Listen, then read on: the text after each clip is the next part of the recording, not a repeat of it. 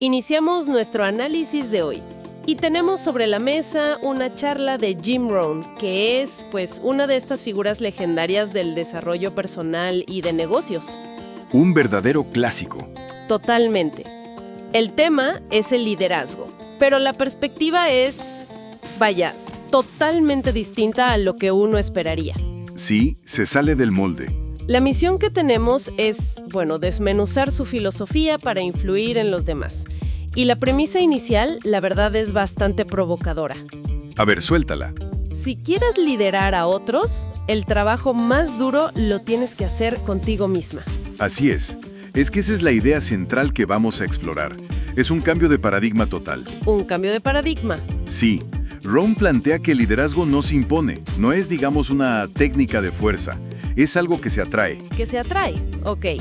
De hecho, todo gira en torno a su frase. Para atraer a personas atractivas, uno tiene que ser atractivo. Pero hay que aclarar porque seguro alguien ya está pensando en otra cosa. Claro, de inmediato.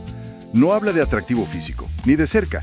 Se refiere a ser magnético por tu carácter, tus habilidades, tu integridad. Entiendo. Y hoy vamos a ver cómo ese esfuerzo personal, cómo trabajar más en ti mismo, es la verdadera palanca para el progreso según él. Ok, perfecto. Pues desmenucemos eso de ser atractivo. Rohn abre con una anécdota muy potente sobre Abraham Lincoln. Buenísima. Al parecer, las últimas palabras de su madre en su lecho de muerte fueron: sé alguien, Abe. Esa frasecita, llegar a ser alguien, es el verdadero núcleo del liderazgo para Rohn. Es el reto de fondo, ¿no? Exacto. Y eso implica, claro, ver hacia adentro, qué talentos tienes, qué valores, qué carácter. Pero luego introduce un elemento que podría sonar, un poco superficial. Fíjate que sí, y él mismo lo reconoce. Cita un dicho antiguo. A ver. La gente mira el exterior, Dios mira el interior. Podrías pensar, lo importante es lo de adentro. Claro, es lo que siempre nos dicen. Pero Rohn es increíblemente pragmático. Su punto es que, nos guste o no, la gente sí juzga por las apariencias al principio. Es la primera puerta. Es la primera puerta que tienes que cruzar. Y si no la pasas, nunca llegan a ver ese interior tan valioso del que hablas. Claro, es como si tuvieras el mejor producto del mundo, pero en un empaque terrible. Nadie se atreve a abrirlo. Justo. Entonces, la idea es trabajar en el interior para tu propia convicción, para Dios, si quieres verlo así, pero pulir el exterior para la gente. Para ganarte el derecho a que te escuchen. Ok. Exactamente. No se trata de ser falso, para nada. Se trata de ser consciente. Al principio, la gente solo tiene lo que ve y oye para formarse una opinión. Y con eso decidan si te escuchan o no. Por eso, parte del liderazgo es entender cómo te proyectas. Y esto nos lleva a qué es lo que hace a una persona atractiva en este sentido. Rohn se enfoca en dos cualidades clave. ¿Cuáles son? Sabiduría y fuerza. Insiste en que no hay sustituto para la inteligencia, para saber de lo que hablas, y la fuerza. De carácter, de convicción, incluso en la forma de hablar, es magnética. La gente instintivamente sigue a quien percibe como sólido. Y aquí es donde el asunto se pone complejo y, la verdad, muy interesante. Porque no basta con decir, sé fuerte. No, para nada. Rohn presentó una serie de equilibrios, de refinamientos, que son la clave para no caer en caricaturas. El primero que menciona es: aprende a ser fuerte, pero no grosero. Híjole, esa línea es delgadísima en el mundo corporativo, ¿no? Delgadísima. A veces la gente confunde ser directo con ser un patán. Totalmente. Y Rohn dice que la grosería ni siquiera es un buen sustituto de la fuerza. Es una señal de debilidad, de falta de control. Claro, la verdadera fuerza no necesita ser abrasiva y lo conecta con otra dualidad fascinante. Sé bondadoso, pero no débil. Esa también es buena, porque mucha gente cree que para ser líder hay que ser duro, implacable. Exacto. Pero Rohn dice que la bondad es una fortaleza superior. La define como la habilidad de decir la verdad, de ser directo, pero con la suficiente empatía y cuidado para no destruir a la otra persona. O sea, tener el valor de decir lo que se tiene que decir. Pero con clase. Me gusta esa distinción. No es ser buenita, es ser buena, que es muy distinto. Menciona otra dualidad que me parece crucial. Sé modesto, pero no tímido. ¿Cuál es la diferencia que él ve ahí? Porque a veces se usan casi como sinónimos. Es una diferencia fundamental para él. Mira, la modestia es una virtud. Es esa sensación de asombro ante el universo, ante el conocimiento, es entender que eres una pequeña parte de algo mucho más grande. Te mantiene humilde y con ganas de aprender. Justo. La timidez, en cambio, la describe como una enfermedad, una aflicción que te paraliza. Fuerte. Un líder no puede permitirse ser tímido, porque su rol es actuar, es ir al frente. Pero sí debe ser modesto, para no creerse el centro del universo. Órale. Y el último de estos equilibrios que me voló la cabeza es: sé orgulloso, pero no arrogante. Dice que se necesita orgullo para construir algo, para tener fe en tu proyecto y en tu gente. Pero, ¿dónde traza la línea con la arrogancia? La línea la traza en el origen de ese sentimiento. El orgullo viene de un logro real, de un esfuerzo bien hecho. La arrogancia, dice Ron, a menudo nace de la ignorancia. Uf. Y Neta suelta una frase lapidaria: el peor tipo de arrogancia es la arrogancia que proviene de la ignorancia. Es esa gente que opina con una seguridad aplastante de temas que desconoce por completo. Esa, dice, es la más insufrible de todas. Cultivar estos equilibrios es, pues, en esencia, el arte del liderazgo sofisticado. Ok, entiendo. Todo este trabajo de carácter, de equilibrio, es la base. Pero me pregunto, ¿cómo se traduce esto en resultados medibles?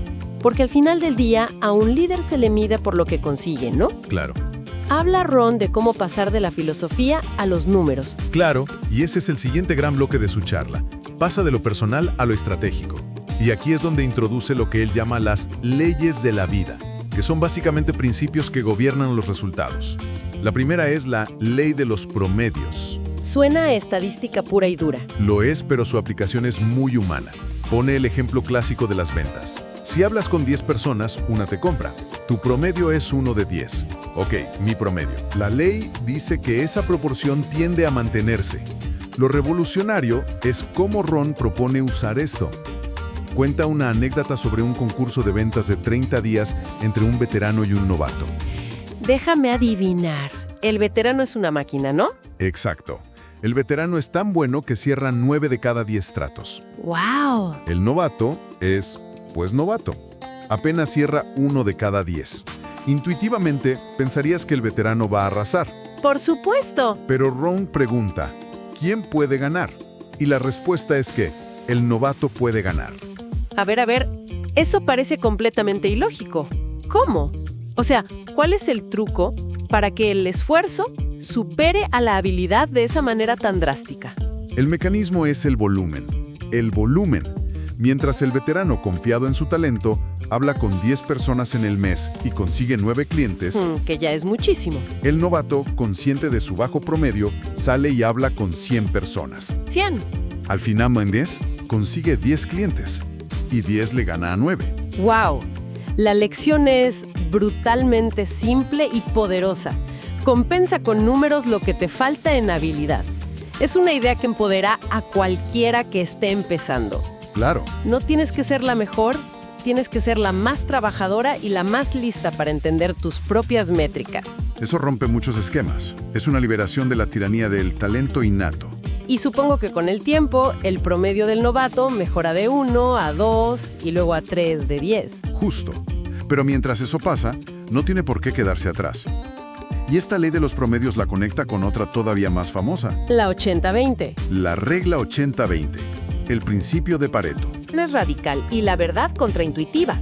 Dice, si el 20% de tu gente produce el 80% de los resultados, entonces un líder debería pasar el 80% de su tiempo Con ese 20. con ese 20.